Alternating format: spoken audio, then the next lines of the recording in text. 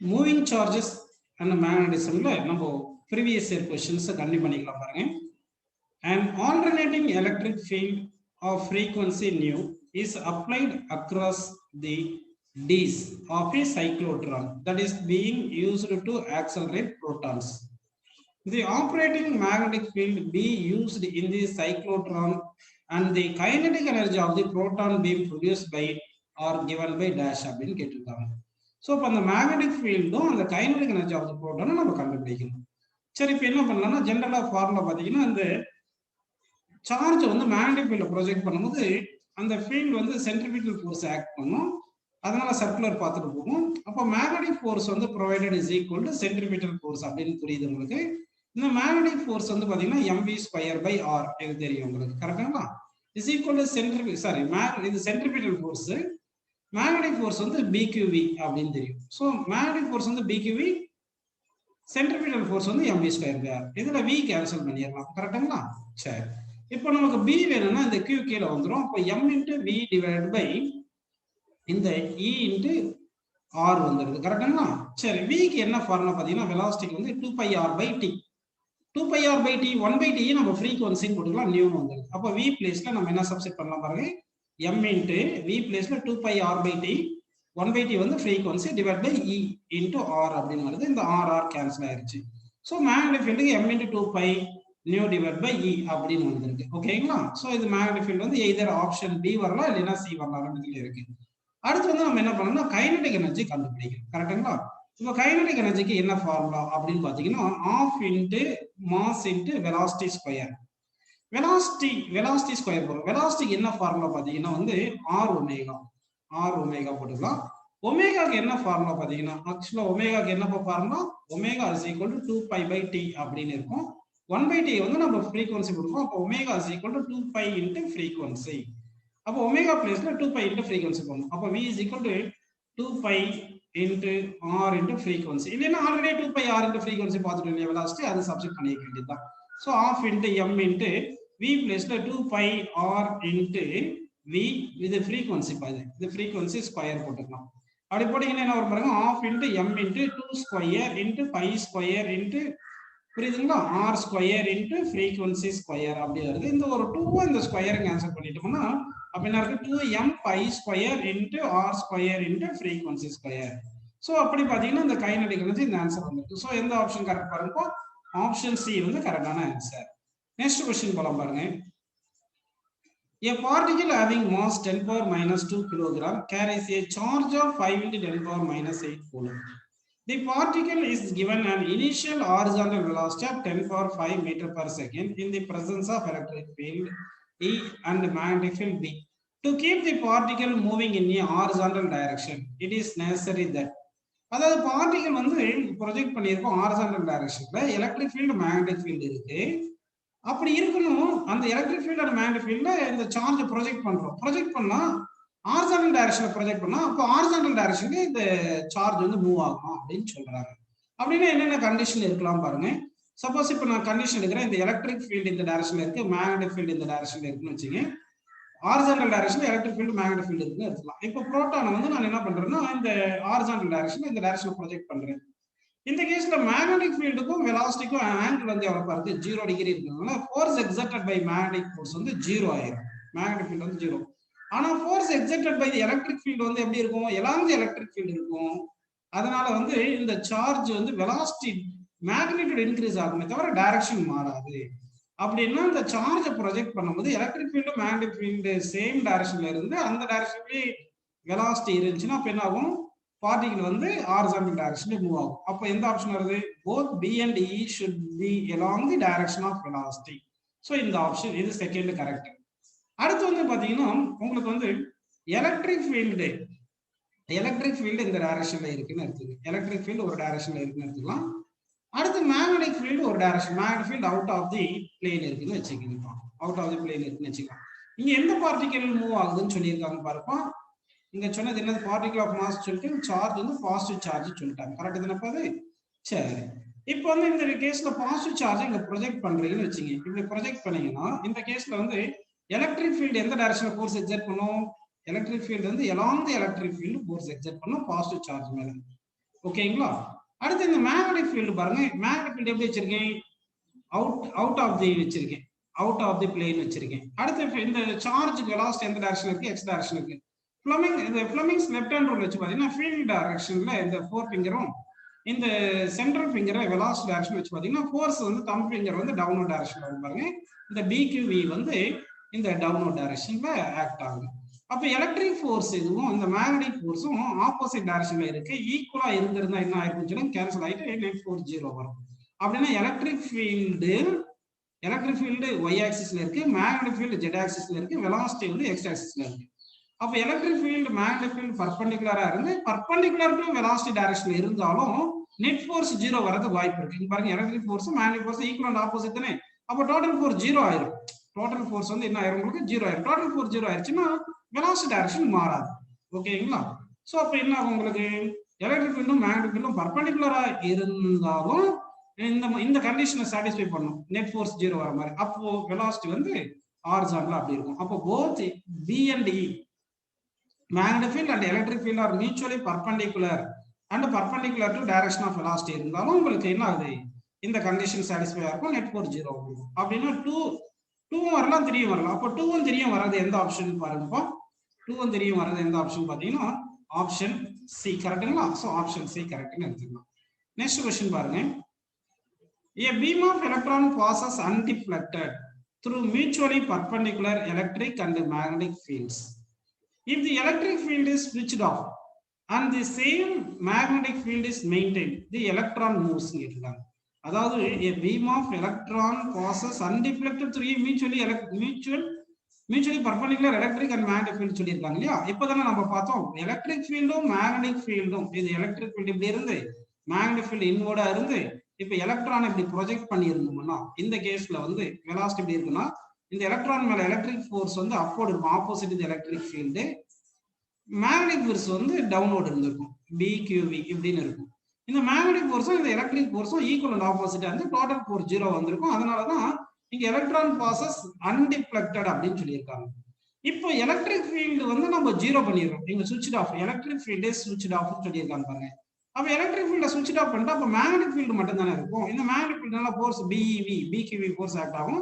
Velocity இப்படி இருக்கு. வெலாசிட்டியும் magnetic ஃபோர்ஸும் பர்பெண்டிகுலரா இருக்கிறதுனால அப்போ இது சென்ட்ரிபியூட்டல் ஃபோர்ஸ் ஆக்ட் ஆகுறதுனால இது சர்க்குலர் பாத்ல மூவ் ஆகும். அப்படின்னா இந்த क्वेश्चनக்கு எந்த ஆன்சர் வரும் சொல்லுங்க? மூவ்ஸ் இன் ஏ சர்க்குலர் பாத் அப்படின்னு நம்ம எடுத்துக்கலாமா? அதாவது only in presence of magnetic field தானே. Only in presence of magnetic ஃபீல்டுனா சென்ட்ரிபியூட்டல் ஃபோர்ஸ் மாதிரி தான் ஆக்ட் ஆகும். அதனால சர்க்குலர் ஆர்பிட் அப்படின்னு புரியுது உங்களுக்கு. அடுத்த क्वेश्चन பாருங்க. In a mass spectrometer இப்படின்னு ஒரு device used for measuring the masses of ions. The ions are initially accelerated by an electric potential V and then made to describe semicircular paths of radius or using a magnetic field B. If V and B are kept constant, the ratio of charge to the mass, charge of the ion by mass of the ion will be proportional to dash அப்படின்னு கேட்டிருக்காங்க. So இப்போ நம்ம என்ன பண்ணணும்னா first வந்து இவங்க என்ன சொல்லியிருக்காங்கன்னா இந்த சார்ஜ் வந்து ஆக்சலரேட்டட் பை பொட்டன்ஷியல் Vன்னு சொல்லியிருக்காங்க. அப்போ சார்ஜ் வந்து ஆக்சலரேட் பண்றதுனால ஒர்க் டன் டு ஆக்சலரேட்டிங் என்ன ஃபார்முலா வரும்னு சொல்லுங்க? V into Q. அப்போ V into Q work done இவ்வளோ.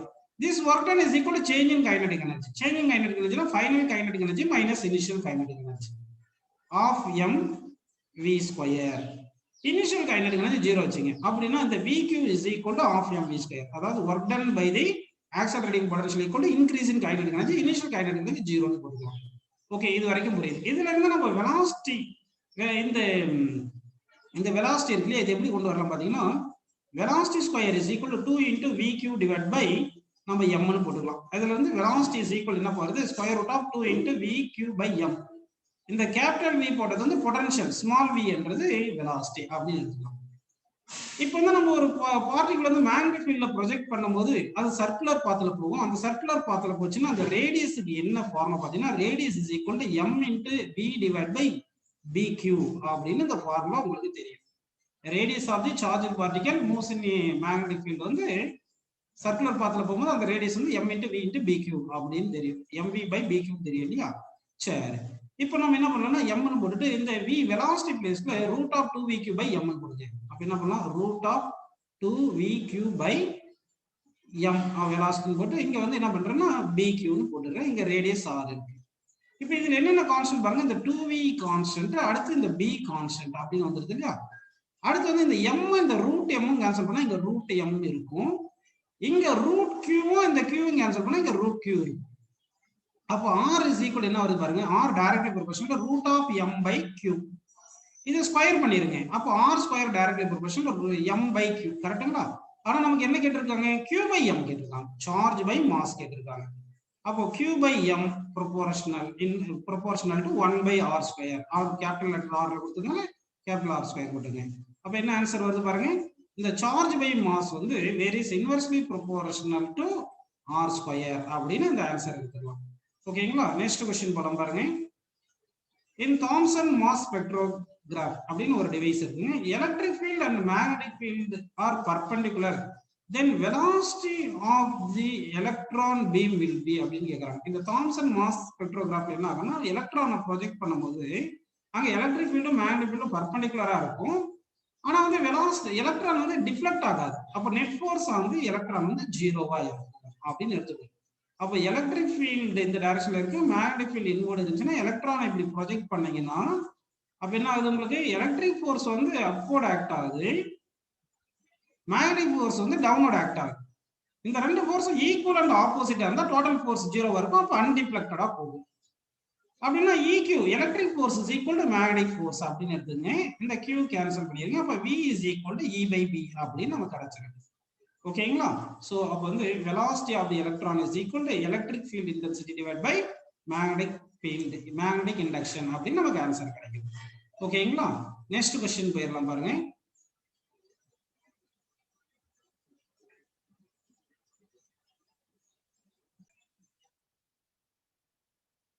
A beam of electrons is moving with a constant velocity in a region having electric and magnetic fields of strength 20 volt per meter and 0.5 Tesla at right angles to the direction of motion of the electron. What is the velocity of the electron? So in the question நம்ம இந்த electron வந்து constant வெலாசிட்டில போகுதுன்னா electric ஃபீல்டும் magnetic ஃபீல்டும் பர்பெண்டிகுலரா இருக்கணும். அடுத்து வந்து இந்த velocity வந்து E by B கண்டிஷனை சாட்டிஸ்ஃபை பண்ணணும். இப்படி இருந்தா தான் வெலாசிட்டி கான்ஸ்டன்டா இருக்கும். இப்போ எலக்ட்ரிக் ஃபீல்ட் எவ்வளவு சொல்லியிருக்காங்க பாருங்க, 20. மேக்னெட்டிக் ஃபீல்ட் எவ்வளவு சொல்லியிருக்காங்க, 0.5. 0.5 வந்து 1/2. இந்த 2 மேல போயிருச்சுன்னா 40 வந்துடும். So 40 metre per second is the correct answer. Next question போயிடலாம் பாருங்க. The magnetic field dB due to a small current element dl at a distance r and a element carrying current I is dash அப்படின்னு கேட்டிருக்காங்க. பயோட்-சாவர்ட் லா தெரியும், அந்த லா கேட்டிருக்காங்க.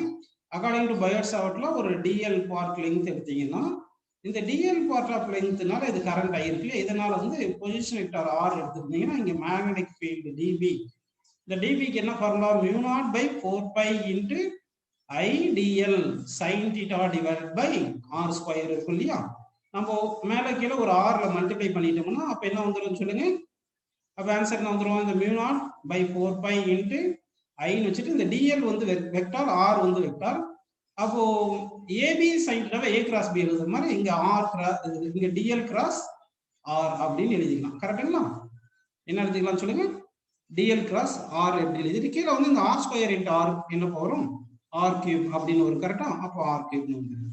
So that அப்ப magnetic ஃபீல்டுக்கு என்ன வருது சொல்லுங்க, mu naught I by 4 pi, mu naught I by 4 pi into dl cross r divided by r cube அப்படின்னு நமக்கு ஆன்சர் கிடைக்கும். நெக்ஸ்ட் क्वेश्चन பாருங்க. A straight conductor carrying current I splits into two parts as shown in the figure. The radius of the circular loop is r. The total magnetic field at the center P at the loop is dash அப்படின்னு கேட்டிருக்காங்க. So இப்போ வந்து ஒரு circular loop எடுத்துக்கிட்டீங்கன்னா இந்த circular லூப்ல வந்து நல்லா கவனிங்க, இப்போ கரண்ட் என்ட்ராய் கரண்ட் லீவ் ஆச்சுன்னா இந்த சர்க்குலர் பார்ட்னால ஃபீல்டு ஜீரோவா இருக்கணும் அப்படின்னு நம்ம ஞாபகம் வச்சுக்கணும். புரியுதுங்களா? சர்க்குலர் பார்ட் ஆஃப் இதுல வந்து கரண்ட் என்ட்ராய் லீவ் ஆச்சுன்னா இந்த சர்க்குலர் பார்ட்னால ஃபீல்டு ஜீரோ. அடுத்து இந்த ஸ்ட்ரைட் ஒயர் இருக்கு இல்லையா, இந்த ஸ்ட்ரைட் ஒயருக்கு இந்த பாயிண்ட் வந்து எல்லாம் இந்த ஆக்சிஸ் கணப்பா இருக்கு. அப்போ பாயிண்ட் லைஸ் அந்த ஆக்சிஸா இருந்துச்சுன்னா இந்த ஸ்ட்ரைட் ஒயர்னால ஃபீல்டு ஜீரோ. ஸோ அது மொத்தத்துக்கும் ஃபீல்டு ஜீரோ வந்து. ஸோ இந்த கொஸ்டினுக்கு ஆன்சர் வந்து 0. ஸோ நம்ம ஞாபகம் வச்சுக்கிறது இது கரண்ட் என்ட்ராய் கரண்ட் லீவ் ஆச்சுன்னா அந்த லூப்புக்குள்ள சென்டர்ல வந்து ஃபீல்டு 0வா இருக்கும் அப்படின்னு ஞாபகம் வச்சுக்கணும். நெக்ஸ்ட் கொஸ்டின் பாருங்க. A long wire carrying a steady current is bent into a circular loop of 1 turn. The magnetic field at the center of the loop is B. It is then bent into a circular coil of n turns. The magnetic field at the center of the coil of n turns will be dash னு கேட்டிருக்காங்க. இப்போ வந்து ஒரு coil இருக்கு. இந்த காயில first ஒரு turn தான் இருக்கு. இங்க மேக்னெட்டிக் ஃபீல்ட் B. அந்த B is equal to mu naught I divided by 2R அப்படின்னு உங்களுக்கு தெரியும். கரெக்ட்டுங்களா? சரி. இப்போ என்ன பண்றேன்னா இது வந்து bent into circular coil of n turns அப்படின்னு சொல்லிட்டாங்க. இப்போ n turns எப்படி பண்றாங்க? இப்படி n turns பண்ணிடுறாங்க. கரெக்ட்டுங்களா? இப்போ இனிஷியலா இங்க ரேடியஸ் வந்து R னு வச்சுங்க. இங்க ஃபைனலா வந்து ரேடியஸ் R dash னு வச்சுக்கலாம். ஓகேவா? இங்க n turns இருக்கு. இப்போ மேக்னெட்டிக் ஃபீல்ட் எவ்வளவு பாத்தீங்கன்னா இந்த கேஸ்ல வந்து magnetic field B dash equal to mu naught n I divided by 2R dash. ஏன்னா ரேடியஸ் மாறிடும் n டர்ன்ஸ் வரும்போது. Initial length of the wire எவ்வளவு சொல்லுங்க 2πr. ஏன்னா ஒரு டர்ன் ரொட்டேட் பண்ணும்போது r ரேடியஸ் எடுத்துக்கும் 2πr. அப்ப ஃபைனலா எவ்வளவு லெங்த் இருக்கணும்? ஒவ்வொரு டர்னுக்கும் 2πr dash இருக்கும். அப்ப மொத்த n டர்னால இன்டு n னு போட்டுக்கணும். இப்போ இங்க 2π கேன்சல் பண்ணி இது நல்லா புரிஞ்சுக்கணும். இங்க வந்து ஒரு டர்ன் இருக்கு இனிஷியலா. ஒரு டர்ன் இருக்குனால லெங்த் வந்து 2πr. ஃபைனலா வந்து n டர்ன்ஸ் வரும்போது ரேடியஸ் r dash போட்டு ஒரு டர்னுக்கு 2πr dash, n டர்னால n into 2πr dash. இது ரெண்டுமே ஈக்குவல். ஏன்னா லெங்த் ரெண்டு கேஸ்லயும் length of the wire usually equal. ஓகேங்களா? அப்படி பண்ணிட்டோம்னா அப்போ r dash ஈக்குவல் என்ன வருது பாருங்க r by n னு வந்துருச்சுங்களா? சரி. இப்போ இந்த r dash பிளேஸ்ல r by n போடுவோம். அப்போ b dash is equal to mu naught ni divided by 2 into r dash பிளேஸ்ல r by n போட்டோம்னா இந்த n மேல வந்துரும் இல்லையா? n into n square. So b dash is equal to n square into mu naught I divided by 2r போடலாம். mu naught I by 2r தான் already b ன்னு நமக்கு கொடுத்துட்டாங்க. அப்ப b dash is equal என்ன வருது? n square b. So அப்ப answer என்ன வரும் சொல்லுங்க? n square b is the correct. Next question பேர்லாம் பாருங்கப்பா. A wire carrying current I has the shape as shown in adjoining figure. இந்த டயகிராம் காமிச்சிருக்காங்க. Linear parts of the wire are very long and parallel to x-axis, while semicircular portions of radius r is lying in yz plane. Magnetic field at point O is dash. அப்படின்னு கேட்டிருக்காங்க. ஓகேங்களா? So இந்த some solve பண்ணலாமா? Okay, solve பண்ணலாம் பாருங்க. இப்போ இங்க straight part இருக்கு, இங்க ஒரு ஸ்ட்ரைட் பார்ட் இருக்கு, இந்த செமி சர்க்குலர் பார்ட் இருக்கு. இந்த செமி சர்க்குலர் பார்ட் எந்த டைரக்ஷன்ல இருக்கு பாருங்க. இந்த செமி சர்க்குலர் பார்ட் வந்து xy பிளேன்ல இருக்கு. அப்போ magnetic field due to the semi circular part எப்படி வரணும்னு சொல்லுங்க? x டைரக்ஷன்ல வரணும். சரி, இந்த செமி சர்க்குலர் பார்ட்னால நம்ம ரைட் ஹேண்ட் தம்ப் ரூல் வச்சு பார்த்தோம்னா கர்ல் ஆஃப் ஃபிங்கர் வந்து கரண்ட் டைரக்ஷன் வச்சுட்டோமா ஃபீல்ட் வந்து மைனஸ் x டைரக்ஷனுக்கு தான வரும். அப்போ செமி சர்க்குலர் பார்ட்னால magnetic field due to semi circular part வந்து mu naught I divided by 2r into 1/2 போடணும். ஏன்னா half of the circle into நம்ம என்ன பண்ணலாம்? மைனஸ் I கேப் அப்படின்னு போட்டுக்கலாம். ஓகேவா? இந்த கரண்ட் வந்து கேபிட்டல் ஐன்னு கொடுத்துருக்காங்க. ஓகே அப்படின்னு போட்டுக்கலாம். அடுத்து இந்த ஸ்ட்ரைட் பார்ட் இருக்கு இல்லையா? இந்த ஸ்ட்ரைட் பார்ட்னால பாருங்க இது first straight part, second straight part இருக்குன்னா ரைட் ஹேண்ட் தம்ப் ரூல் வச்சு பாத்தீங்கன்னா தம்ப் ஃபிங்கர் வந்து கரண்ட் டைரக்ஷன் வச்சு பாத்தீங்கன்னா இந்த பாயிண்ட் ஓல மேக்னெட்டிக் ஃபீல்ட் எந்த டைரக்ஷன்ல இருக்குன்னு சொல்லுங்க? நெகட்டிவ் z டைரக்ஷன்ல இருக்கும் மேக்னெட்டிக் ஃபீல்ட். கரெக்ட்டுங்களா? அதே மாதிரி இப்போ second straight current carrying wire இருக்கு இல்லையா? அந்த செகண்ட் ஸ்ட்ரைட் கரண்ட் கேரிங் ஒயர்ல தம்ப் ஃபிங்கரை வந்து கரண்ட் டைரக்ஷன்ல வச்சு பாத்தீங்கன்னா அப்போ curl of finger gives magnetic field, அதுவும் மைனஸ் z டைரக்ஷன்ல வந்துருக்கு. ஸோ அப்போ இந்த ஃபர்ஸ்ட் கண்டக்டரும் செகண்ட் கண்டக்டரும் சேம் நெகட்டிவ் z டைரக்ஷன்ல ஃபீல்ட் ப்ரொடியூஸ் பண்ணியிருக்கு. அப்போ மேக்னெட்டிக் ஃபீல்ட் டியூ டு இது வந்து செமி சர்க்குலர் பார்ட். கரெக்டா? இது ஸ்ட்ரைட் கண்டக்டர் பாத்தீங்கன்னா என்ன வரும்னா ரெண்டு கண்டக்டருக்கு 2 டைம்ஸ் போட்டு mu naught I divided by 4πr னு போட்டுக்கலாம். ஏன்னா near to 1 end of the conductor இருக்கு இன்டு மைனஸ் k கேப் அப்படின்னு நம்ம போட்டுக்கலாம். இப்போ இந்த ரெண்டுமே ஆட் பண்ணோம். டோட்டல் மேக்னெட்டிக் ஃபீல்ட் என்ன பண்ணுவோம்? Magnetic field due to semi circular part plus magnetic field due to straight part அப்படின்னு பார்த்தோம்னா ரெண்டுத்துலயும் மைனஸ் வந்துருக்கு. அப்போ மைனஸை காமனா எடுத்துக்கோங்க. mu naught I divided by 4πr common எடுத்துக்கலாம். இங்க ஒரு 2 இங்க ஒரு 2 இருக்கு இல்லையா? அப்போ 4π காமன் எடுத்துங்க. 4πr எடுத்தா இங்க பை இல்லாதனால பையில மல்டிப்ளை பண்ணி பையில டிவைட் பண்ணிக்கலாம் இங்க செமி சர்க்குலர் பார்ட்ல அப்படின்னு எடுத்துட்டீங்கன்னா அப்போ இங்க என்ன இருக்கு சொல்லுங்க? இங்க பை I இருக்கா? ஸோ ஸோ பை ஐ இருக்கு இதுல, இங்க பை ஐ இருக்கு, இங்க என்ன இருக்கு, இந்த 2 இருக்கு, இந்த கேவும் இருக்கு. அப்போ plus 2k cap I cap. இது மேக்னெட்டிக் ஃபீல்ட் அட் பாயிண்ட் ஓக்கு ஆன்சர். ஸோ அப்போ ஆன்சர் என்ன வருது பாருங்க, ஃபர்ஸ்ட் ஆப்ஷன் வந்து கரெக்டான ஆன்சர். நெக்ஸ்ட் கொஸ்டின் போயிடலாம் பாருங்க. Two similar coils of radius are lying concentrically with their planes at right angles to each other. The currents flowing in them are I and 2I respectively. The resultant magnetic field of induction at the center will be dash அப்படின்னு கேட்டிருக்காங்க. So அப்போ நம்ம என்ன பண்ணலாம்னா, ரெண்டு circular wires பர்பண்டிகுலரா இருக்கும், கான்சென்ட்ரிக்கா இருக்கும். கான்சென்ட்ரிக்னா centre வந்து சேமா இருக்கும். இப்போ ரெண்டுத்துக்குமே சேம் சென்டர் இப்படின்னு எடுத்துக்கலாம். ஓகே, இது வரைக்கும் புரிஞ்சிருக்கு. இப்போ வந்து பாத்தீங்கன்னா இந்த வெர்டிகல் பிளேன் இருக்கு இல்லையா, வெர்டிகல் பிளேன் மேக்னெட்டிக் ஃபீல்ட் வந்து ஹாரிசான்டல் டைரக்ஷன்ல இருக்கும். இந்த ஹாரிசான்டல் பிளேன்ல இருக்கிற காயில் வந்து மேக்னெட்டிக் ஃபீல்ட் வெர்டிகல் டைரக்ஷன்ல இருக்கும். இதுல ஒரு லூப்ல கரண்ட் வந்து ஐ இருக்கு, இன்னொரு லூப்ல கரண்ட் வந்து 2I இருக்கு. கரெக்டுங்களா? சரி, இப்போ இது வந்து B1 இது B2ன்னு எடுத்துக்கிட்டீங்கன்னா ரிசல்டன்ட் மேக்னெட்டிக் ஃபீல்ட் வேணும்னா இந்த B1க்கும் B2க்கும் ஆங்கிள் வந்து 90 டிகிரி இருக்கனால இந்த resultant magnetic field is equal to square root of B1 square plus B2 square because angle between B1 and B2 are 90 degree. இப்போ B1க்கு என்ன ஃபார்முலா அப்படின்னு பாத்தீங்கன்னா மியூ நாட் 2I. B1 வந்து என்ன கரண்ட் 2I இருக்கு, 2I டிவைட் பை என்ன formula சொல்லலாம் பாருங்க, 2Rன்னு கொடுக்கலாம். பிளஸ் B2க்கு வந்து என்ன, இது ஹோல் ஸ்கொயர் போடணும். கரெக்டுங்களா?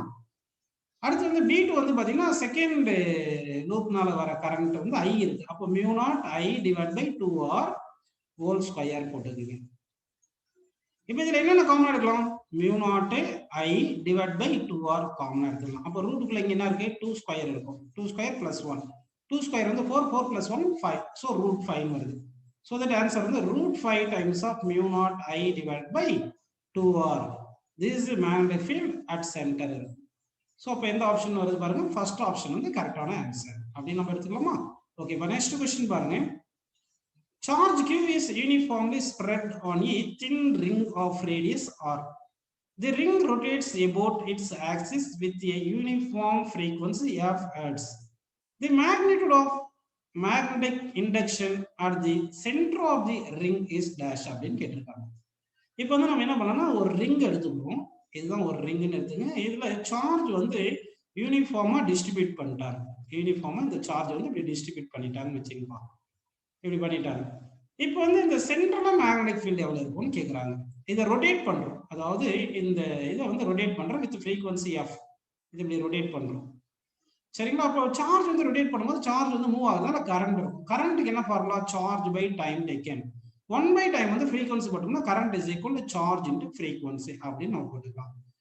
இப்போ இதுக்கு ரேடியஸ் வந்து நம்ம என்ன பண்ணலாம், ஆர்னு எடுத்துக்கோங்க.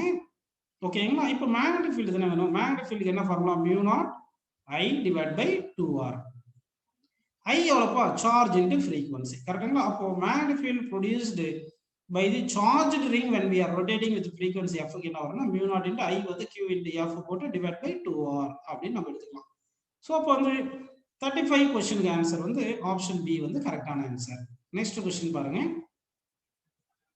A current loop consists of two identical semicircular parts, each of radius r, one lying in the xy plane and the other in the xz plane. If the current in the loop is I, the resultant magnetic field due to the two semicircular parts at their common center is dash னு கேட்டிருக்காங்க. So இப்போ இது எப்படி பண்ணணும்னா, இங்க ரெண்டு circular part, ஒன்று வந்து XY பிளேன்ல இருக்கு, இப்படி எடுத்துக்கலாம். இன்னொன்று வந்து எப்படி இருக்குன்னு சொல்லுங்க, XZ பிளேன்ல இருக்கு. அப்போ இன்னொரு பார்ட் வந்து இப்படி XZ பிளேன்ல இருக்கு இப்படின்னு எடுத்துக்கலாம். இது ஒரு செமி சர்க்குலர் பார்ட், இது ஒரு செமி சர்க்குலர் பார்ட். கரண்ட் வந்து இப்படி இருக்குன்னு எடுத்துக்கலாம். இப்போ மேக்னெட்டிக் ஃபீல்டு பார்த்தீங்கன்னா ஃபர்ஸ்ட் செமி சர்க்குலர் பார்ட்டுக்கு வந்து அது வந்து XY பிளேன்ல தானே இருக்கு. அதனால வந்து first semi circular part magnetic field வந்து Z டைரக்ஷன் இருக்கும், சரிங்களா? செகண்ட் செமி சர்க்குலர் பார்ட் வந்து XZ பிளேன்ல இருக்கனால மேக்னெட்டிக் ஃபீல்டு வந்து Y டைரக்ஷன் இருக்கும். அப்போ வந்து இந்த ரெண்டு செமி சர்க்குலர் பார்ட் ப்ரொடியூஸ் பண்ற மேக்னெட்டிக் ஃபீல்டு வந்து மேக்ஸ் ஆங்கிள் 90 டிகிரி இருக்கு. அப்போ ரிசல்டன்ட் மேக்னெட்டிக் ஃபீல்டுக்கு என்ன ஃபார்முலா பார்த்தீங்கன்னா, 2 equal vector max angle 90 degree ஆயிருந்துச்சுன்னா ரிசல்டன்ட் வெக்டாருக்கு என்ன ஃபார்முலா, அதாவது b square plus b square போட்டோம்னா 2 டைம்ஸ் இருக்குனால என்ன வரும் சொல்லுங்க, b ரூட் 2. இது ஞாபகம் வச்சுங்க. 2 equal vector max angle 90 degree ஆயிருந்துச்சுன்னா resultant vector equal to 1 of the vector into root 2 போட்டு. அப்போ இங்க b என்றது என்னது, magnetic field due to semicircular path. Magnetic field produced by due to semicircular path என்ன formula mu naught I divided by 2r into 1/2 semicircularனால இது ஒரு root இருக்கு. இந்த ரூட் 2வும் இந்த 2வும் கேன்சல் பண்ணா இங்க ரூட் 2 வரும். சோ அப்ப ஆன்சர் என்ன வரும் சொல்லுங்க? Resultant magnetic field mu naught I divided by இந்த 2 இங்க இருக்கு, இங்க ரூட் இருக்கா, அப்ப 2 root 2r அப்படி நமக்கு கிடைச்சிருக்கு. சோ அப்ப எந்த ஆப்ஷன் கரெக்ட் வரும்ப்பா? ஃபர்ஸ்ட் ஆப்ஷன் வந்து கரெக்டான ஆன்சர் அப்படின்னு எடுத்துக்கலாம். ஓகே, நெக்ஸ்ட் क्वेश्चन பாருங்க. Two circular coils 1 and 2 are made from the same wire, but the radius of the first coil is twice that of the second coil. What potential difference in volts should be applied across them so that the magnetic field at their centers is the same? Actually, what is the ratio of the potential difference given to the coils அப்படின்னு சொல்லியிருக்கலாம். ஓகேங்களா, அப்படின்னு assume பண்ணிக்கலாம். What is the ratio of the potential difference ன்னு வச்சுங்க. அப்போ first coil potential difference V1 கொடுக்குறோம், second காயிலுக்கு V2 கொடுக்குறோம், அது இருக்கட்டும். இப்போ இங்க என்னென்ன சொல்லியிருக்காங்கன்னா மேக்னெட்டிக் ஃபீல்ட் சேம் சொல்லியிருக்காங்க. அப்போ ஃபர்ஸ்ட் காயிலும் செகண்ட் காயிலும் மேக்னெட்டிக் ஃபீல்ட் சேம் இருக்குங்க. அப்போ ஃபர்ஸ்ட் காயிலுக்கு mu naught I1 divided by 2r1. இங்க வந்து என்ன சொல்லியிருக்காங்க? First coil and second coil R mat same wire, but the radius of the first coil is twice that of the second coil சொல்லியிருக்காங்க. அப்போ first காயிலுக்கு radius வந்து 2r ன்னு வச்சுங்க, is equal to mu naught into I2 divided by second coil radius வந்து r அப்படின்னு வச்சுங்க. அப்ப என்னென்ன கேன்சல்? இந்த mu naught கேன்சல், இந்த 2r இந்த 2r cancel. So I1 by 2 is equal to I2 by I2 அப்படின்னு வந்திருக்கு. ஓகேங்களா, இப்போ வந்து நமக்கு பொட்டன்ஷியல் வந்து ரெண்டு காயிலுக்கும் ரேஷியோ என்ன கேக்குறோம்? V1 is equal to I1 into R1 resistance, V2 equal to என்ன பண்ணலாம்? I2 into ரெசிஸ்டன்ஸ் R2 ன்னு போட்டுறலாம். அப்ப V1 by V2 வேணும். V1 by V2 equal என்ன வரும் சொல்லுங்க? I1 by I2 into resistance R1 by R2 வருது. கரெக்ட்டுங்களா? இப்போ இந்த I1 by I2 என்ன வரும் பாருங்க. அப்போ I1 by I2 இங்க வந்து என்ன வருது? 2 வருது. இப்போ இங்க I1 by I2 பிளேஸ்ல 2 போட்டுங்க. 2 into R1 by R2 போட்டுக்கலாம். இப்போ வந்து ரெசிஸ்டன்ஸ் வந்து ரெசிஸ்டன்ஸ் ஃபார்முலா என்ன சொல்லுங்க? rho into L by area. Area cross section same. அப்ப resistance equal to rho into L வந்து என்ன வரும்? 2 pi R by area வருதா? அப்போ resistance directly proportional to radius of the coil அப்படின்னு எடுத்துக்கலாம். அப்போ ஃபர்ஸ்ட் காயிலுக்கு resistance by second coil resistance போட்டோம்னா ஃபர்ஸ்ட் காயில் ரேடியஸ் 2r வருது, செகண்ட் காயிலுக்கு ரேடியஸ் r ன்னு வருதுங்க. r கேன்சல் பண்ணிட்டோம்னா ரேஷியோ ஆஃப் தி ரெசிஸ்டன்ஸ் வந்து 2 ன்னு வருது. அப்போ இங்க R1 by R2 2 ன்னு போடலாம். அப்போ 2 into 2 ன்னு போட்டுக்கிட்டீங்கன்னா என்ன வருது பாருங்க? 4. சோ அப்போ வந்து இந்த ரெண்டு காயிலுக்கு பொட்டன்ஷியல் ரேஷியோ வந்து 4 ன்னு கொடுத்தோம்னா magnetic field produced at centre ஈக்குவலா இருக்கு. Next question பாருங்க. An electron moves in a circular orbit with a uniform speed v. It produces a magnetic field B at the center of the circle. The radius of the circle is proportional to கேட்டிருக்காங்க. அப்போ வந்து ஒரு electron வந்து constant ஸ்பீட்ல move ஆகுது. அப்போ வந்து ஒரு எலக்ட்ரான் கான்ஸ்டன்ட் ஸ்பீட்ல சர்க்குலர் ஆர்பிட்ல போச்சுன்னா இந்த எலக்ட்ரான் மூவ் ஆகுதுன்னா அது ஈக்குவலன்ட் டு கரண்ட் இருக்கும். கரண்ட் தானே? அப்ப கரண்ட்க்கு என்ன formula? Charge by time. 1 by time வந்து ஃப்ரீக்வன்சி அப்படின்னு நம்ம எடுத்துக்கலாம். ஓகேங்களா, சரி. இப்போ வந்து ஃப்ரீக்வன்சி இன் டர்ம்ஸ் ஆஃப் ஸ்பீட்ல எழுதிக்கலாம். இப்போ ஸ்பீடுக்கு என்ன formula? 2 pi r into 2 pi r divided by time. 1 by time வந்து ஃப்ரீக்வன்சி எடுத்துங்க. அப்போ ஃப்ரீக்வன்சி இஸ் ஈக்குவல் என்ன வருது சொல்லுங்க? v divided by 2 pi r வருது. கரெக்ட்டா? அப்போ v divided by 2 pi r. அப்போ current is equal to e into v. Frequency பிளேஸ்ல v divided by 2 pi r போடுங்க. அப்ப எலக்ட்ரான் வந்து ஒரு சர்க்குலர் ஆர்பிட்ல r ரேடியஸ்ல v ஸ்பீட்ல மூவ் ஆச்சுன்னா that is equivalent current equal to ev by 2 pi r. இந்த கரண்ட்னால magnetic field at சென்டர்ல produce பண்ணிருக்கும். அந்த மேக்னெட்டிக் ஃபீல்டுக்கு என்ன ஃபார்முலா பாத்தீங்கன்னா mu naught into I by 2r. கரெக்ட்டுங்களா? சோ அப்ப b is equal to mu naught I வந்து ev divided by 2 pi r இருக்கு. ஆல்ரெடி வந்து பை என்ன இருக்கு? ஒரு இங்க ஒரு 2r இருக்கு. இப்போ இதுல என்னென்ன கான்ஸ்டன்ட்? இந்த 2 pi, இந்த 2, இந்த mu naught, இந்த e எல்லாம் கான்ஸ்டன்ட் தானே? அப்ப b is directly proportional v by இந்த r into r என்ன வந்திருக்கு? r ஸ்கொயர் வந்திருக்கு. இதுல இருந்து நம்ம r square directly proportional to v by b கொண்டு வந்துடலாம் இல்லையா? அப்ப r directly proportional to root of v by b. So அப்போ radius of the so called circular path described by the electron வந்து root of v by b அப்படின்னு இருக்கு. Next question போலாம் பாருங்க. The magnetic field of given length of wire for single turn coil at its center is B. Then its value for two turns coil for the same wire. இது already இந்த question நம்ம பார்த்துட்டோம். அதாவது ஒரு magnetic field n turns same ஒயரை n turns rotate பண்ணதுக்கு அப்புறம் magnetic field எவ்வளவு இருக்கும் n ஸ்கொயர் டைம்ஸ் தி மேக்னெட்டிக் ஃபீல்ட் b. அதாவது ஒரு காயில் எடுத்துக்கிறோம், இதுக்கு ரேடியஸ் r இருக்கு, நம்பர் ஆஃப் டர்ன்ஸ் 1 இருக்கு. இப்போ மேக்னெட்டிக் ஃபீல்ட் b ன்னு எடுத்துட்டீங்கன்னா இதே காயில் அதே ஒயரை யூஸ் பண்ணி நம்ம n டர்ன்ஸ் இப்படி ரொட்டேட் பண்ணிடுங்க. n டர்ன்ஸ் ரொட்டேட் பண்ணிட்டீங்கன்னா அப்போ magnetic field at centre after rotating n turns என்னது n ஸ்கொயர் b ன்னு தெரியும். இப்போ வந்து என்ன சொல்லியிருக்காங்க, 2 டர்ன்ஸ் சொல்லியிருக்காங்க. அப்போ n பிளேஸ்ல போடணும் 2 ன்னு போடணும். இந்த ஃபார்முலா ஆல்ரெடி நம்ம n டர்ன்ஸ் டெரைவ் பண்ணி வச்சுட்டோம். அப்போ bn is equal to 2 square into b. 2 square வந்து 4 டைம்ஸ் ஆஃப் b. அப்போ வந்து மேக்னெட்டிக் ஃபீல்ட் ஆஃப்டர் 2 டர்ன்ஸ் பண்ணிட்டோம்னா சென்டர்ல வந்து 4 டைம்ஸ் ஆஃப் இனிஷியலா இருந்த ஃபீல்டுக்கு 4 டைம்ஸ் இருக்கும் ஆன்சர் அப்படின்னு நம்ம எழுதிக்கலாம். நெக்ஸ்ட் क्वेश्चन பாருங்கப்பா. Magnetic field due to 0.1 ampere current flowing through a circular coil of radius 0.1 meter and 1000 turns at the center of the coil is dash ன்னு கேட்டிருக்காங்க. ஸோ அப்போ வந்து magnetic field at center of the coil formula என்னது, mu naught n I divided by 2r. இங்க magnetic current வந்து 0.1 கொடுத்துருக்காங்க, radius வந்து 0.1 கொடுத்துருக்காங்க, நம்பர் ஆஃப் டர்ன்ஸ் 1000 கொடுத்துருக்காங்க. ஸோ அப்போ மியூ நாட் வந்து என்ன ஃபார்முலா, 4 பை இன்ட்டு 10⁻⁻7. மியூ நாட்டுக்கு நம்பர் ஆஃப் டர்ன்ஸ் வந்து 1000 வந்து 10⁻3, கரண்ட் வந்து 0.1 டிவைட் பை 2 இன்ட்டு ரேடியஸ் வந்து 0.1. பாருங்க 0.1 கேன்சல் ஆயிடுச்சு. இப்போ இந்த 4ம் இந்த 2ம் கேன்சல் ஆயிடுச்சு 2. இப்போ இந்த 2 இருக்கு, இங்க பை வந்து 3.14 அப்படின்னு எடுத்துங்க. இங்க 10⁻⁻7, இங்க 10⁻3. ஸோ ஆக மொத்தம் 10⁻⁻4. இப்போ இங்க 2 இன்ட்டு 3.14 என்ன போறோம், 6.28 into 10⁻⁻4. Unit of magnetic induction அது டெஸ்லா. ஸோ அப்போ மேக்னெட்டிக் ஃபீல்டுக்கு வந்து 6.28 இன்ட்டு 10⁻⁻4 டெஸ்லா அப்படின்னு நமக்கு ஃபர்ஸ்ட் ஆப்ஷன் வந்து கரெக்டான ஆன்சரா கிடைச்சிருக்கு.